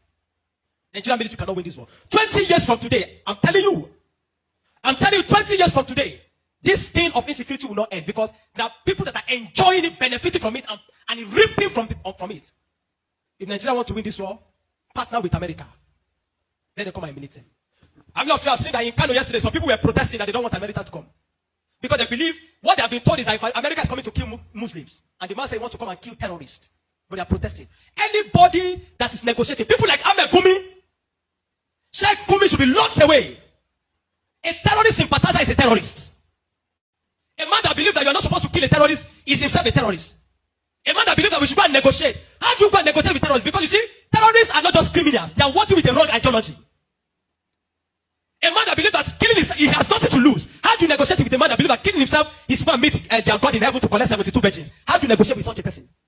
A man like Sheikh Gumi should be locked away. A man like Ali Muhammad Bushari should be arrested. You want to win against terrorism, you must go brutal. No nation win against terrorism by pampering them. The custom is taking rice, seizing rice from Nigeria and taking it to terrorists in the bush that they need to take care of them because they are human beings. No. The moment you become a terrorist, that you see that taking the life of your fellow human being is nothing, is to please a God, then you don't deserve to live. Children of God, I'm not going to ask you to pray because this is not a period of prayer. This is a period of action. Reverend Dr. Ezekiel from Jos, the man that has been speaking, I've paid attention. Not for once have they invited the man for interview because they don't want to give the man any airtime. But you see, any little thing they will call Gumi and give him microphone. Gumi, they are inviting Gumi up and down. The media is complicit. The Nigerian military are complicit. You can't win war with this Nigerian army, not because they don't have the capacity, but because they are compromised. Buhari created banditry. The people like Gumi and the rest of them, they are the people that facilitated the idea of Boko Haram. And today, some of them are your leaders in government. Some of them, most of them are moving free. Not one have been arrested. Kabiru Sokoto that bombed Nyanyan in 2011. When they rearrested him, guess where they caught him? In the house of Shetima in Abuja. What is he doing in the house of Shetima if Shetima doesn't know him? But today, Shetima is your vice president. How do you win a war where terrorists are ruling you? Where terrorist sympathizers are moving around? This is not a period to say we are praying. No! This is a period of wisdom. This is a period of action. Churches in the south have no idea. They sit in their cozy churches, we exploit them. They don't know what it means to be in the north. They don't know what it means to be running for your life. Now every Sunday in the church here in Kaduna, when they say let us pray, everyone is praying with one eye open. Because you don't know God might go up at any time in the church. The Nigerian church must rise up. There's an agenda. And if you read the minutes of that meeting in 2010 led by Isa Tami, you will not believe it. I have a recording of his messages. Why will they be killing their people? He said, why will they be killing his Muslim brothers? Referring to Boko Haram as their Muslim brothers. How do you win with such a people in government? And that guy was a minister under Buhari for 8 years. You know what I'm telling you this morning? You are a Nigerian. If you are not aware of how do you negotiate with such a person? A man like Sheikh Gumi should be locked away. A man like Ali Muhammad Bushari should be arrested. You want to win against terrorism, you must go brutal. No nation win against terrorism by pampering them. The custom is taking rice, seizing rice from Nigeria and taking it to terrorists in the bush that they need to take care of them because they are human beings. No. The moment you become a terrorist, that you see that taking the life of your fellow human being is nothing, is to please a God, then you don't deserve to live. Children of God, I'm not going to ask you to pray because this is not a period of prayer. This is a period of action. Reverend Dr. Ezekiel from Jos, the man that has been speaking, I've paid attention. Not for once have they invited the man for interview because they don't want to give the man any airtime. But you see, any little thing they will call Gumi and give him microphone. Gumi, they are inviting Gumi up and down. The media is complicit. The Nigerian military are complicit. You can't win war with this Nigerian army, not because they don't have the capacity, but because they are compromised. Buhari created banditry. The people like Gumi and the rest of them, they are the people that facilitated the idea of Boko Haram. And today, some of them are your leaders in government. Some of them, most of them are moving free. Not one have been arrested. Kabiru Sokoto that bombed Nyanyan in 2011.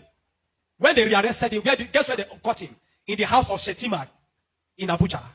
What is he doing in the house of Shetima if Shetima doesn't know him? But today, Shetima is your vice president. How do you win a war where terrorists are ruling you? Where terrorist sympathizers are moving around? This is not a period to say we are praying. No! This is a period of wisdom. This is a period of action. Churches in the south have no idea. They sit in their cozy churches, we exploit them. They don't know what it means to be in the north. They don't know what it means to be running for your life. That every Sunday in the church here in Kaduna, when they say let us pray, everyone is praying with one eye open. Because you don't know God might go up at any time in the church. The Nigerian church must rise up. There's an agenda.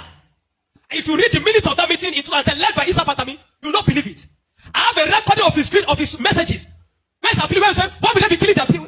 He said, why would they be killing his Muslim brothers, referring to Boko Haram as their Muslim brothers? How do you win with such a people in government? And that guy was a minister under Buhari for 8 years. Do you know what I'm telling you this morning? You are in Nigeria. If you are not aware of what is happening around you, in a short time, one day your calamity will just come. You will not know how. Are you with me? The banditry that is destroying them in the north was created by the people Buhari brought for mercenaries to destroy Nigeria in 2015 in case he did not win. Unfortunately, he won, and those people were left without fight. And they began to use the weapons that they provided for. These guys have sophisticated their weapon. They move logistic, move money in dollars. Where do you think they're getting it from? You think it's from the sale of cow? No.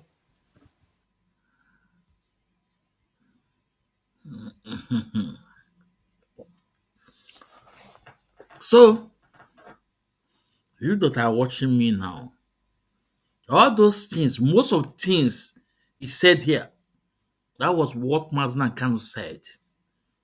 And they tag him hate speech. Because Mazi and Kanu revealed their secrets years ago. I'm happy that a lot of people are speaking up from what Mazi and Kanu said before. When Onyenu told us that there's an agenda to Islamize Nigeria, people say it's a lie. Today, how far? Today, how far?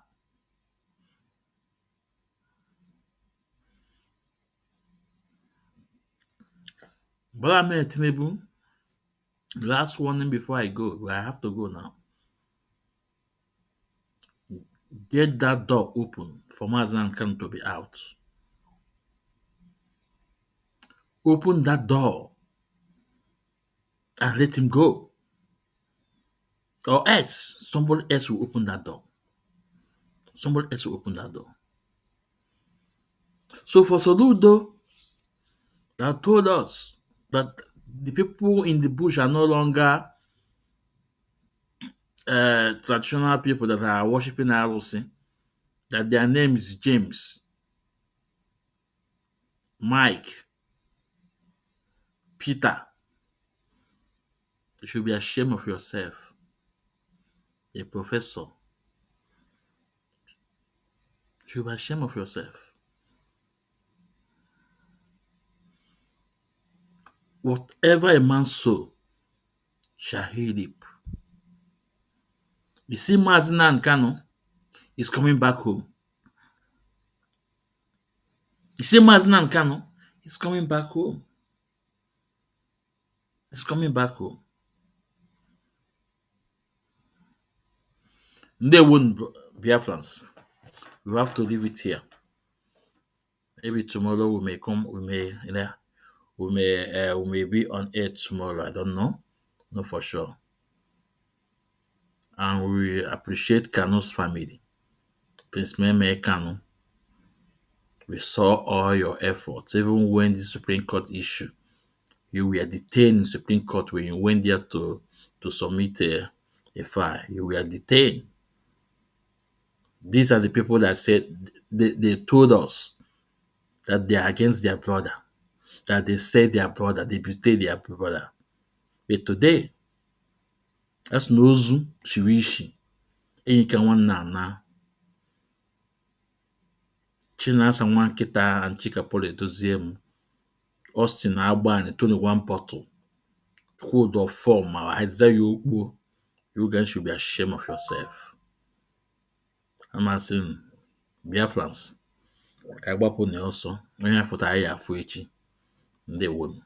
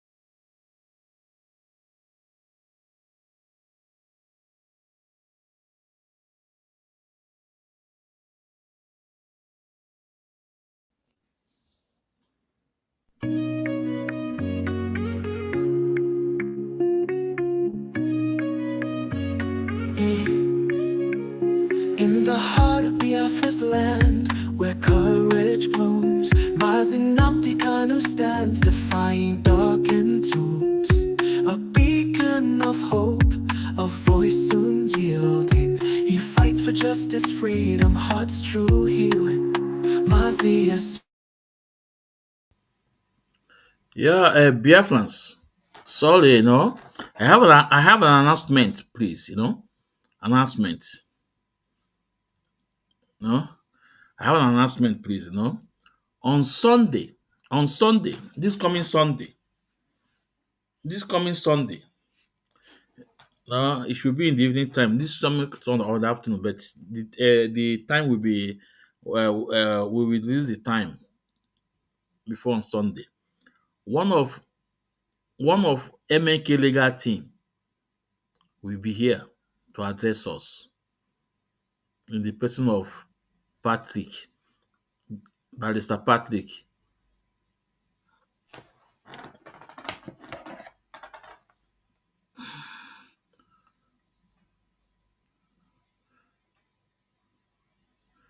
I'm coming back. So, Agazie, on Sunday, Barrister Patrick Agazie will be here to address us. So don't miss the program. Come with your question.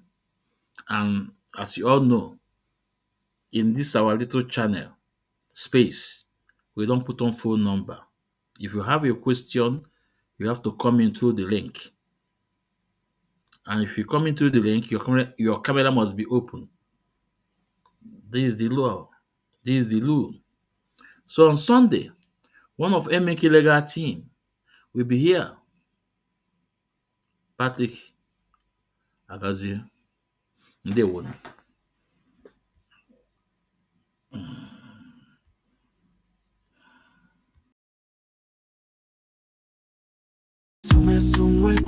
Your spirit ablaze, guiding your people through the tumultuous mazes. From prison walls you sing defiance and truth, a symphony of liberation, unwavering in you. Freedom, freedom, let it echo across the hills, where rivers flow and dreams ascend, where hope fulfills. Gafra's anthem rises, carried by wind so strong, a melody of resilience, a battle cry, a lifelong song.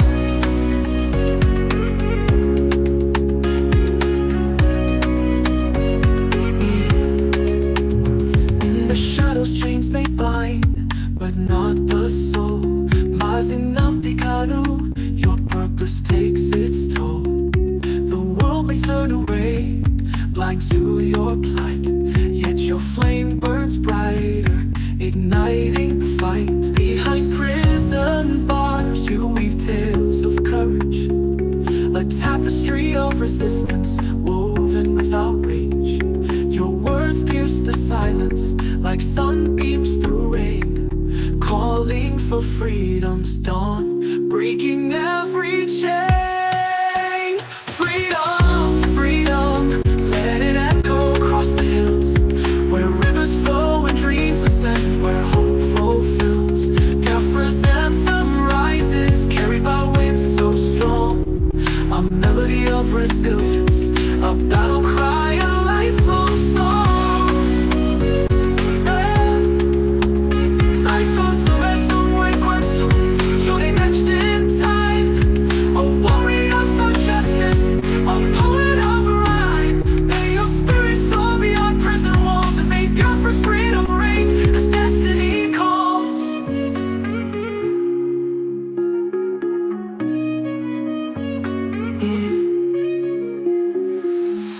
This song is a creative expression and tribute Mazi Nnamdi Kanu's situation.